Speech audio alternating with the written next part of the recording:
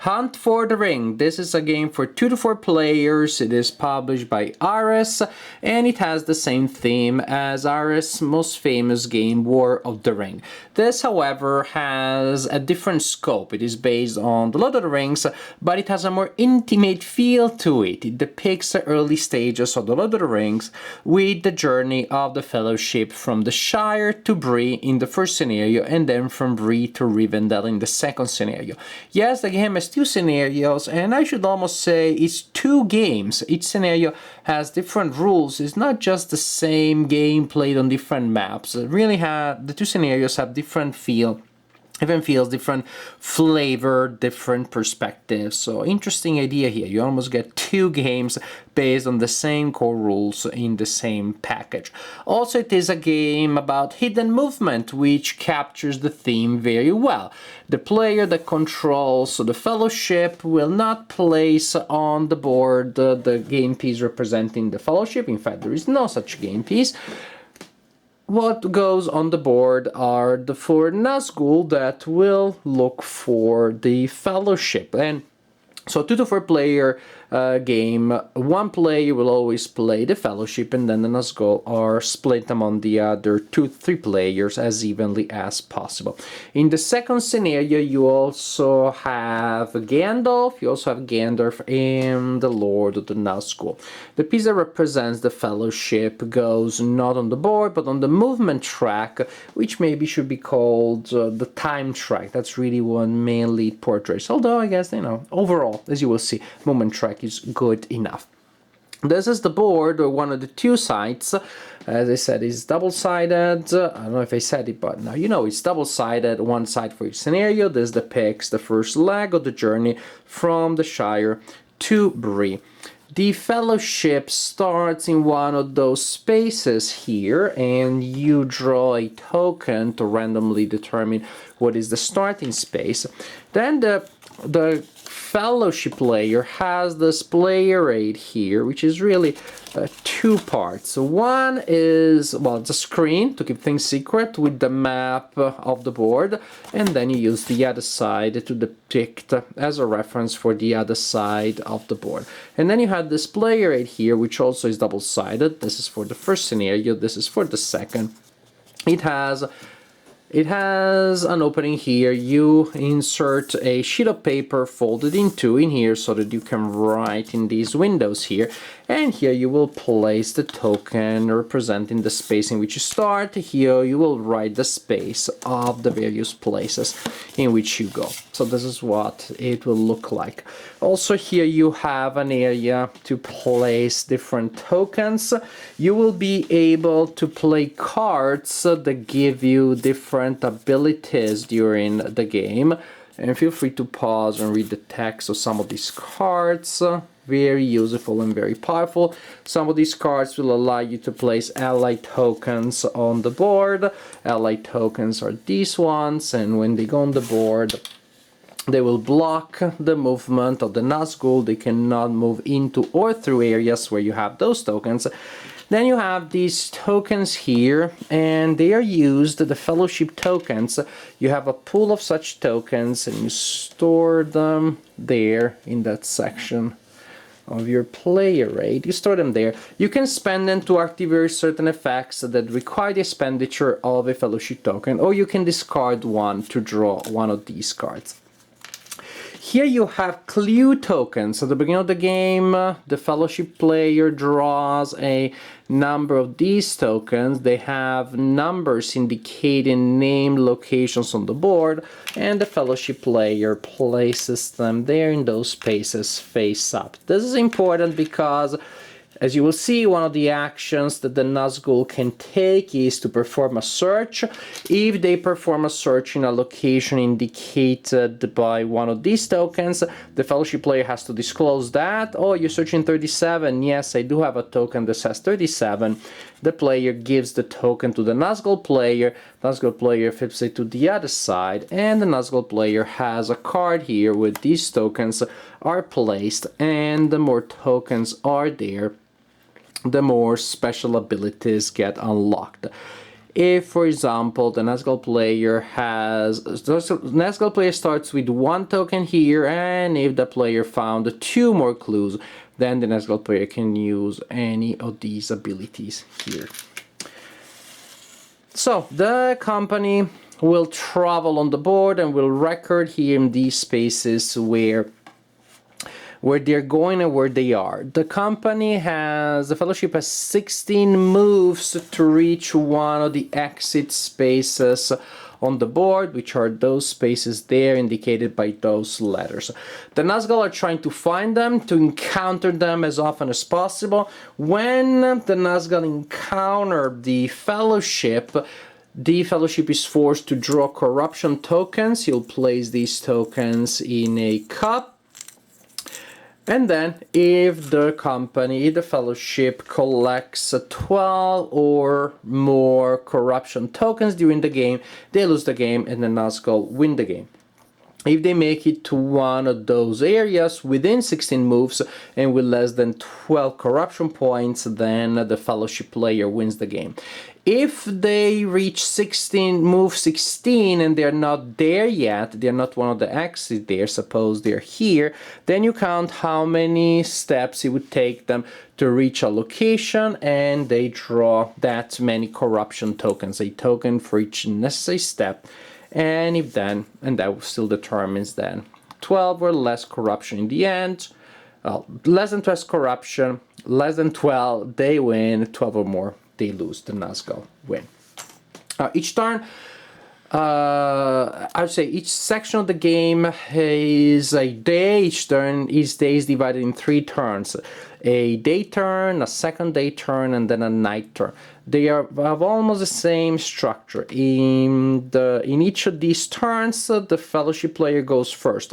In a day turn, the fellowship player must move and can also play a fellowship token to draw a card or play a card and simply do what the card says.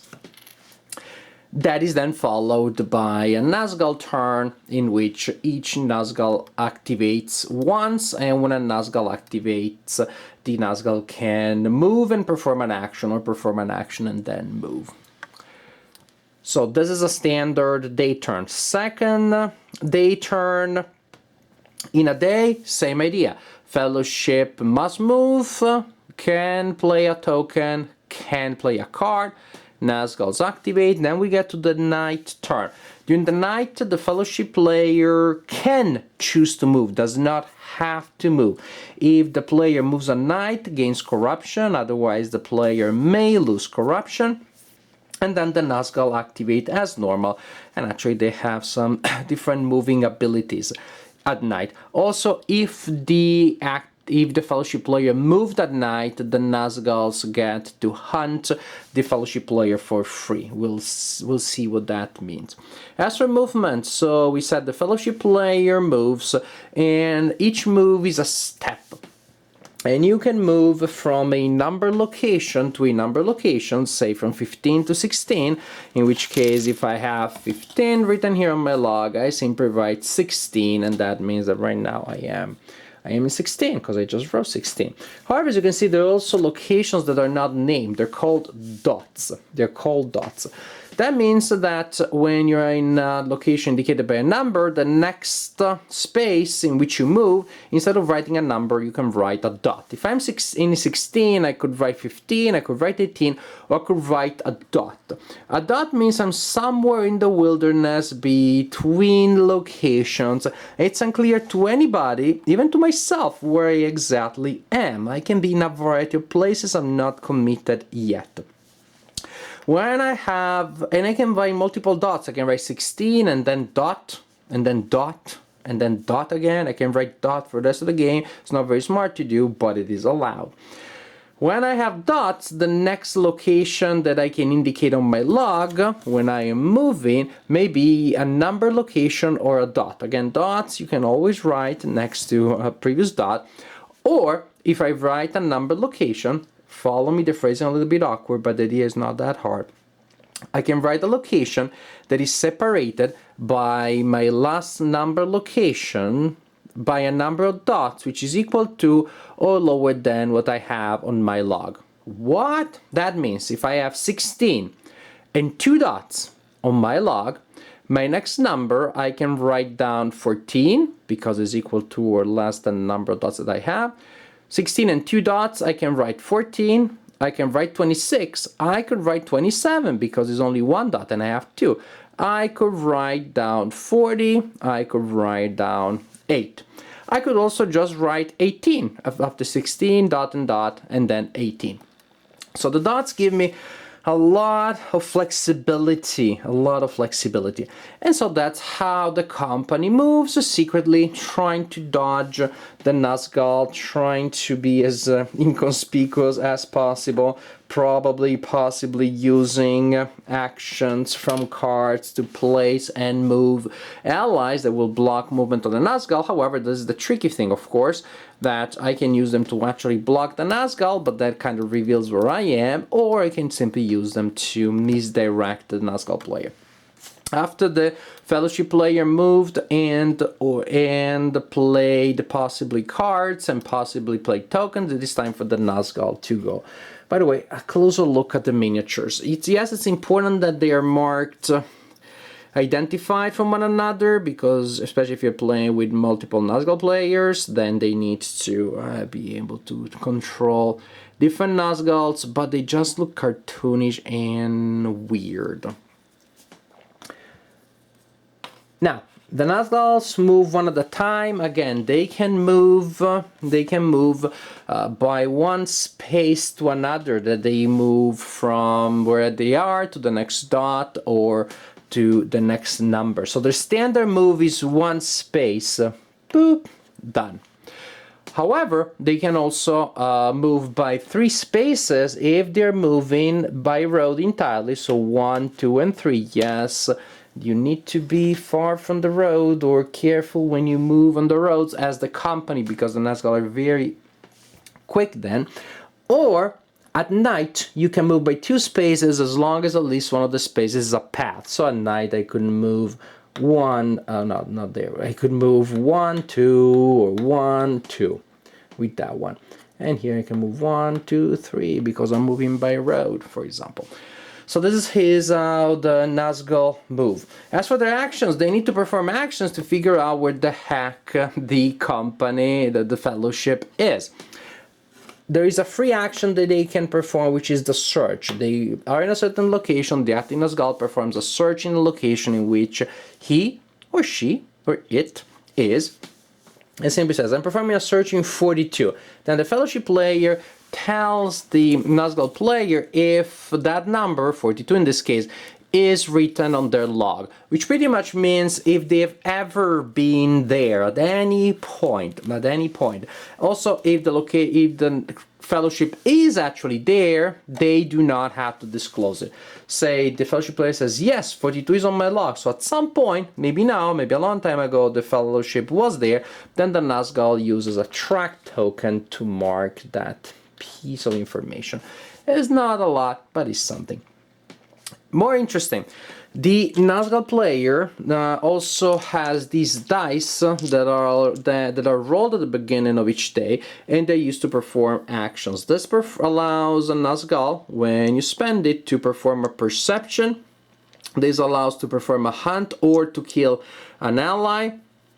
This allows the Nazgul player to draw a sorcery card. These are simply special action cards that Nazguls have. So by spending one of those dice, you can draw a card from the sorcery deck or play a card. They're pretty expensive. And then you have the symbol here, which is the wild symbol, can be used for any other thing. You got the Gandalf symbol in there as a reminder when you roll one of these, as a consolation prize, the Fellowship player gets a Fellowship token. So the Nazgul player will also have these dice to perform actions. Search, again, you can perform. It's not very powerful, but it's a free action. By spending one of these symbols, the Nazgul player can perform a perception test. Very powerful. The board is divided in 3 main sections. indicated by the Roman numerals. So here you have section 1, this is section 2, and this is section 3. Then each section is divided in areas that are marked by letters and numbers. So for example, this area here is D2. As you can see, there are an error. This area here is C2. Here we have C3. So when you're performing a perception, you simply indicate the section or area in which the active Nazgul currently is. If I'm here, I can do a perception in section 2 or in area D2. And maybe first you want a Nazgul to search a certain section, and then you narrow it down into areas. The answer, well, you're searching this way, you're scanning a section or an area, and the fellowship player has to tell if the company, the fellowship, is presently there, not just has been at some point, but is there. When you perform a hunt, you need to spend one of these dice. Or at night, if the fellowship moved, the Nazgul can hunt for free. It's very powerful. So very dangerous to move at night. Be careful to do it if you're the fellowship player. You perform a hunt either for free at night or by spending a die. You call the number of the location in which the Nazgul player currently is. Say that's the active Nazgul player, and that player is hunting 35. It works like a search in that the active player, the fellowship player, tells you whether or not the number is on the log, if they ever were there. However, it's not just that they were there, but they actually are there. The fellowship player has to reveal, yes, Frodo is there. You hunted 35, Frodo is in 35.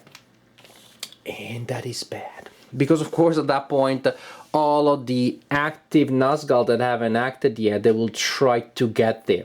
At the end of that phase, the company, the player that controls the fellowship will have to draw a corruption token for each Nazgul which is in the location where the hunt is taking place effectively, and for each Nazgul adjacent to it. In that situation, if the Nazgul are hunting there, and in fact there is a token, the fellowship is there, then 2 corruption tokens will have to be drawn. And this is the general idea. This is how it mainly works.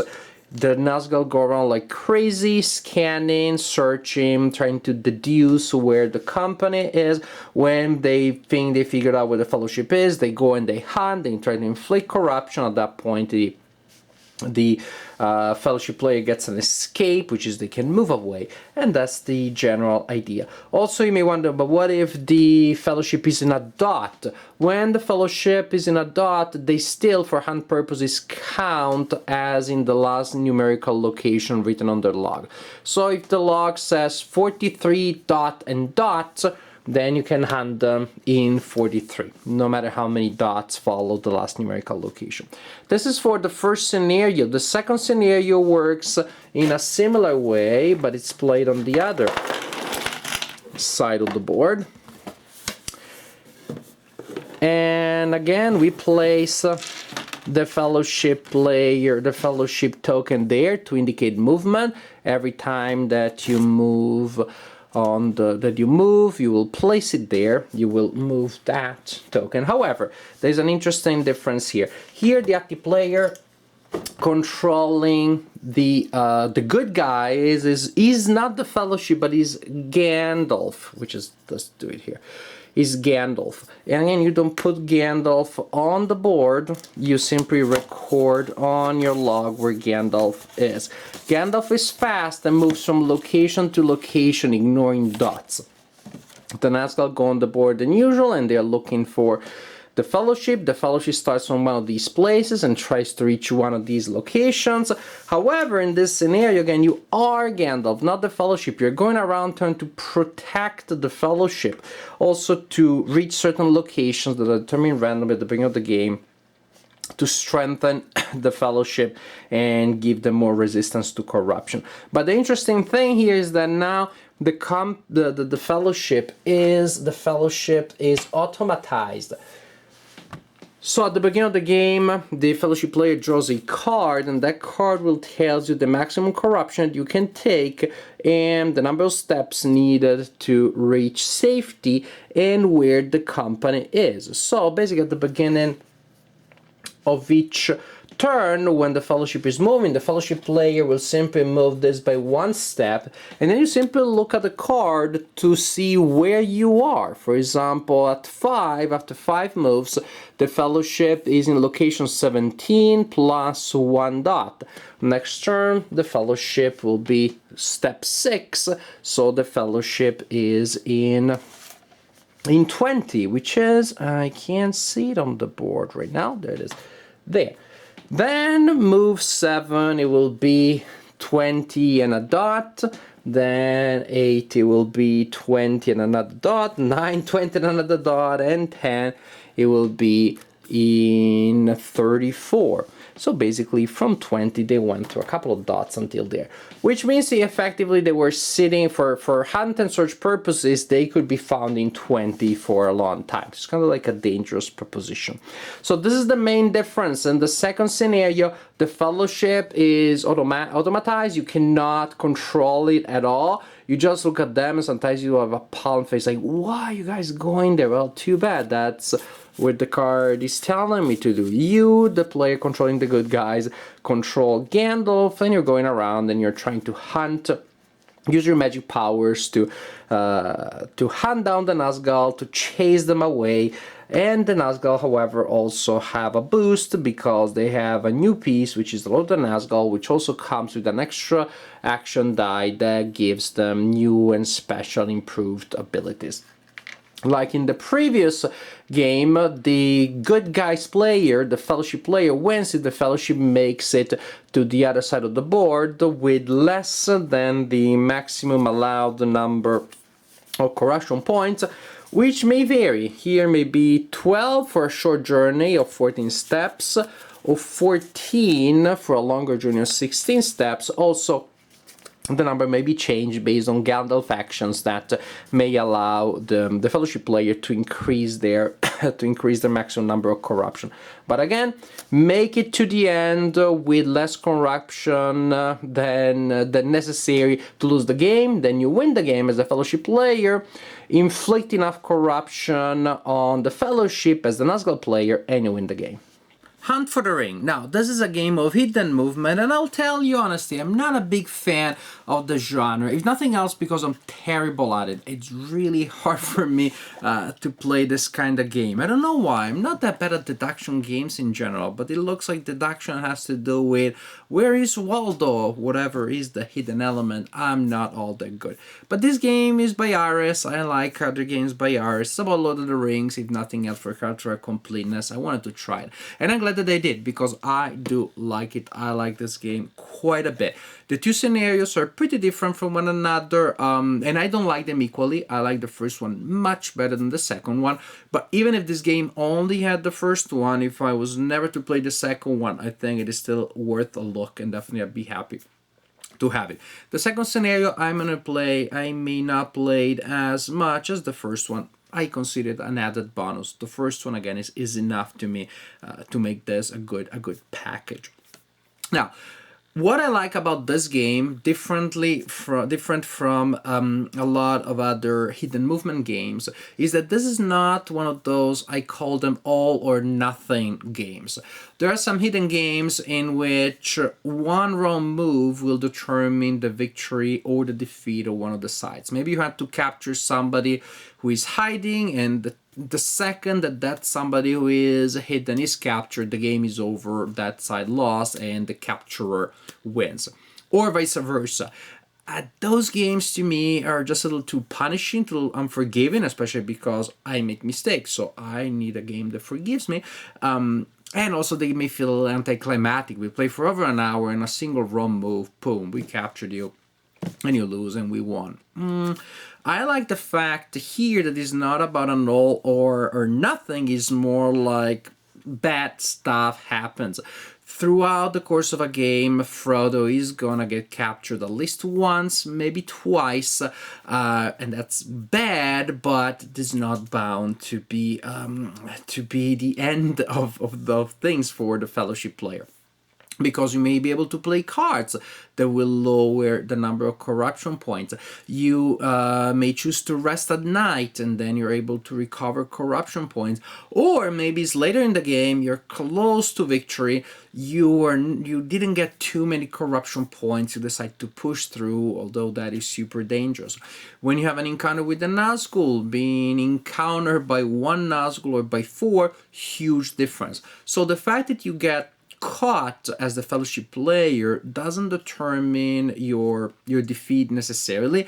There are just so many nuances in there. Again, what are the cards that they have available? What am I going to do at night? How many Nazgul caught me? So I really like the nuance there, and also that creates a nice sense of tension and progression rather than super tension and then I get caught, end of it. Oh, I encountered 3 Nazgul, but I got super lucky with the drawing and I only got 3 corruption points. Hooray! But then that also means that now the nastiest corruption tokens are still left there, so the tension is mounting. Then I get caught by 1 Nazgul later, I get another 3, that's bad, I'm at 6 out of 12, not good. So there is a mounting tension that builds to a climax, and in fact, when you finally reach the end and you survive, or when you draw the corruption token that dooms you, you really have the sense of a fulfilling narrative arc that reaches its conclusion. And to me, that is very powerful. That is very interesting. Some of the reasons why I don't like the second scenario nearly as much, as I said, applies to both, but is more prominent in the first scenario. The second scenario has several minuses there. One is that for some reason they designed it to work only and exclusively as a sequel to the first scenario if the Fellowship player wins the first scenario. Then you're allowed to play the second scenario. This is something I expect from video games. They constrain you so much. You need to finish level 1 before you do level 2. It's unusual in board games that have multiple scenarios these days not to offer the possibility of playing any of the scenarios as a one shot. But here there are no setup instructions, no setup provisions for starting the second scenario without having played the previous one. Which also means, however, that if you play the second as meant as a sequel, again, you can only play it if the Fellowship player won. But then you bring with you a lot of stuff. You bring the cards, you bring the corruption points, which means, by the way, that if you won the previous scenario as the Fellowship player, but without the corruption points, the second scenario is going to be terribly hard. If you were particularly good there and you did not have many corruption points, the second scenario may be very easy. And if you really want to play the second scenario without the previous one, you kind of have to make it up. You give some cards to some sorcery cards to the Nazgul player, some ally cards to the Fellowship player, some allies. You will eliminate some allies. Pretty much you imagine what would have happened, what has happened in the previous scenario, which we did not actually play.